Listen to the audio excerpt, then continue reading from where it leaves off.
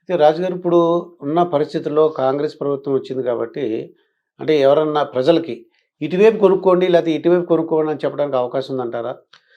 ఖచ్చితంగా అట్లా చెప్పడానికి హ్మ్. గవర్నమెంట్‌కు అవకాశం ఉండదు. ఉండదు. ఒకవేళ అట్లా చెప్పగలిగితే హ్మ్.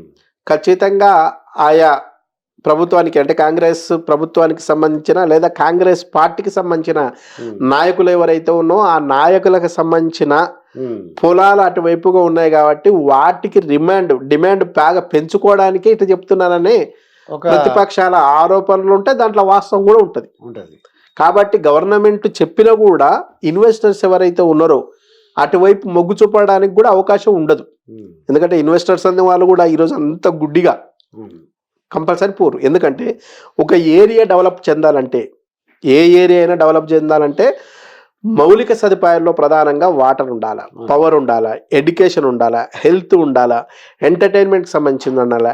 వీటన్నిటికి మించి పబ్లిక్ ట్రాన్స్పోర్ట్లో ఆర్టీసీ ఉండాలా, రైల్వే ఉండాలా, ఎయిర్వే ఉండాలా. హ్మ్. వీటన్నిటికంటే కూడా మించి ప్రధానంగా ఉండాల్సిన వాటిలో ఎంప్లాయ్మెంట్ ప్రధానంగా ఉండాలా.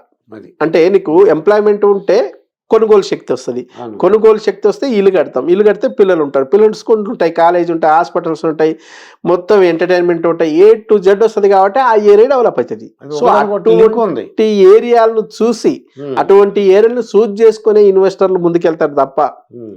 గుడ్డిగా ముందుకెళ్తారని మాత్రం నేను అనుకోను. ఒకవేళ గుడ్డిగా ముందుకెళ్తే ఖచ్చితంగా నష్టపోయే అవకాశం ఉంటుంది. సో ఎప్పుడైనా ఒక ఇన్వెస్టర్, తెలివిగల ఇన్వెస్టర్ గుర్తుపెట్టుకోవాల్సింది, మనం పెడుతున్నది ఇన్వెస్ట్మెంట్ అంటే 10 పెట్టి 100 తీసుకోవడం. ఓకే. ఇది తెలివైన నిర్ణయం. సో నువ్వు పెట్టి 10 పెట్టి 100 తీసుకోవాలనుకుంటే 3 రకాలుగా ఉంటాయి. అభివృద్ధి చెందిన దశ, ఓకే. అభివృద్ధి చెందబోతున్న దశ, హ్మ్. అభివృద్ధి చెందుతున్న దశ. ఓకే. ఈ మూడిట్లో ఏ దశలో పెడితే తెలివైన నిర్ణయం? హ్మ్. అంటే డెవలపింగ్ అవుతున్న స్టేజ్ అయితే మంచిదనిపిస్తుంది నాకు. ఎగ్జాక్ట్లీ. ఓకే. అభివృద్ధి చెందిన దశ అంటే ఇప్పుడు హైటెక్ సిటీలో నువ్వు ల్యాండ్ తీసుకున్నారనుకోండి, ఇంకా ఇది పెరగడం. ఇన్వెస్ట్మెంట్ కాదు, హ్మ్. ఇది ఇల్లు కట్టుకునే దశ. ఓకే. ఇక్కడ ఇప్పటికే 1.5 lakh పర్ హ్మ్. స్క్వేర్ యార్డ్ ఉన్నప్పుడు, లేదా 2 lakh పర్ స్క్వేర్ యార్డ్ ఉన్నప్పుడు హ్మ్. మీరు ఇక్కడ ఇన్వెస్ట్మెంట్ పెట్టిన 4 lakhs అయ్యే అవకాశం లేదు పర్ స్క్వేర్ యార్డ్. అది. ఇన్ కేస్ 4 lakh అయితే కూడా హ్మ్. డబలే తప్ప నువ్వు పెట్టిన 10కి 100 రాదు. అవును. సో ఇటువంటి దశ, అభివృద్ధి చెందిన దశలో ఇన్వెస్ట్మెంట్ పెట్టకూడదు, అది ఒక నష్టదాయకం. అదే అది. సో రెండోది అభివృద్ధి చెందబోయే దశ. హ్మ్.